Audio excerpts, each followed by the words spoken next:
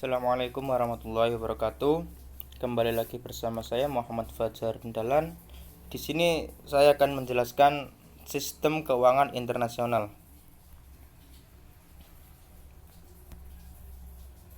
Nah, pengertian keuangan internasional yaitu instrumen yang digunakan untuk membahas arus internasional uang dengan skala yang besar dalam hubungan internasional.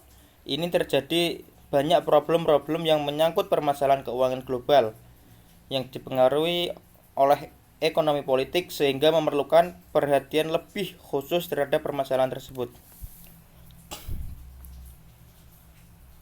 Nah, pada problem-problem ini terjadi yang menyangkut keuangan internasional sudah terjadi di beberapa abad terakhir ini.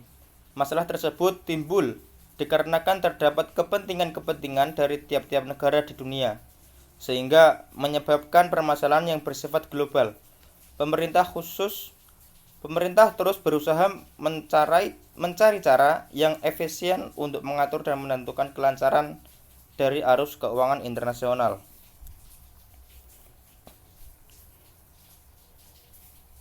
Nah, ini cara mengatasi keuangan internasional. Ada likuiditas, yaitu sistem keuangan yang memberikan suplai terhadap mata uang yang memadai dan tidak menimbulkan dampak inflasi.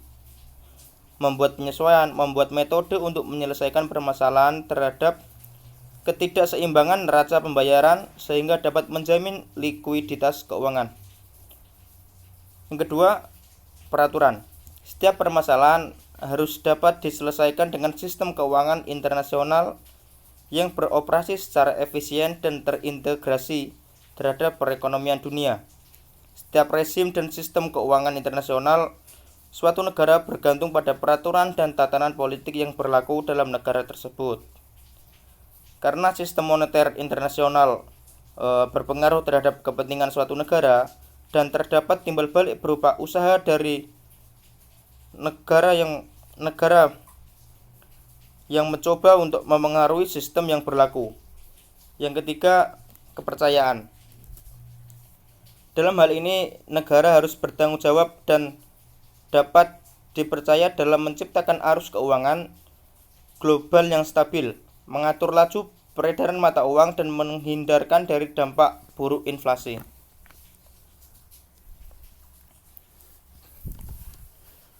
Lalu, macam-macam sistem keuangan internasional.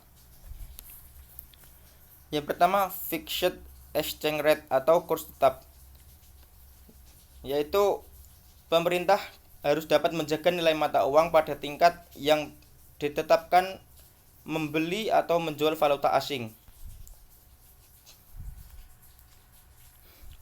Yang kedua, floating exchange rate or free float, kurs yang mengambang bebas. Maksudnya, permintaan dan penawaran pasar falas dipengaruhi oleh tingkat harga, suku bunga, dan pertumbuhan ekonomi. Yang ketiga, managed float or dirty float, yaitu mengambang terkendali. Maksudnya di sini untuk mengurangi fluktuasi kurs dan tidak stabilnya perekonomian. Yang keempat, target zona arrangement atau pengaturan zona target. Di suatu negara harus menetapkan nilai mata uangnya berdasarkan nilai mata uang satu atau kelompok negara. Yang kelima, pegged atau kurs terlambat. Suatu negara harus menetapkan nilai mata uangnya berdasarkan nilai mata uang satu atau kelompok negara. Yang kelima, crawling peg, kurs terlambat merangkak, yaitu suatu negara menetapkan nilai mata uangnya berdasarkan nilai mata uang suatu negara menetapkan nilai mata uangnya dikaitkan dengan nilai mata uang negara lain, tetapi diadakan perubahan tahap demi tahap. Yang terakhir, pegged to a basket atau kurs terlambat pada sekeranjang mata uang, yaitu sekitar 34 negara menambatkan mata uangnya pada sekeranjang mata uang negara dengan mitra dagang mereka. Manajemen keuangan internasional bisa dipelajari lebih lanjut, yaitu manajemen keuangan internasional, yaitu perencanaan, pengorganisasian, dan pengendalian keuangan perusahaan milik multinasional atau multinational corporation atau yang biasa disebut MNC. Perusahaan multinasional ini ialah perusahaan yang beroperasi di seluruh dunia. Mereka adalah perusahaan-perusahaan yang dimiliki oleh kaum kapitalis global yang pusatnya di Kanada, Amerika Serikat, Jepang, Jerman, Italia, Perancis, dan Inggris. Perusahaan-perusahaan itu lazim disebut konglomerat global atau kapitalis global. Selanjutnya, perbedaan keuangan internasional dengan keuangan domestik. Di sini ada 5 perbedaan. Yang pertama, perbedaan denominasi mata uang. Dengan demikian, analisa nilai tukar exchange rate dan pengaruh perubahan nilai mata uang harus diperhatikan dalam analisa keuangan. Yang kedua, perbedaan bahasa. Kemampuan berkomunikasi merupakan faktor kritis dalam setiap transaksi bisnis, terutama bagi perusahaan internasional. Yang ketiga, perbedaan budaya atau culture difference.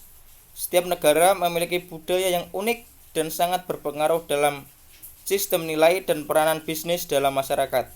Yang keempat, peranan pemerintah dalam dunia bisnis. Yang terakhir, risiko politik, yaitu kemungkinan bahwa perusahaan internasional akan diambil alih oleh negara di mana perusahaan itu berada. Nah, mungkin cukup sekian dari saya. Apabila ada salahnya saya mohon maaf. Wassalamualaikum warahmatullahi wabarakatuh.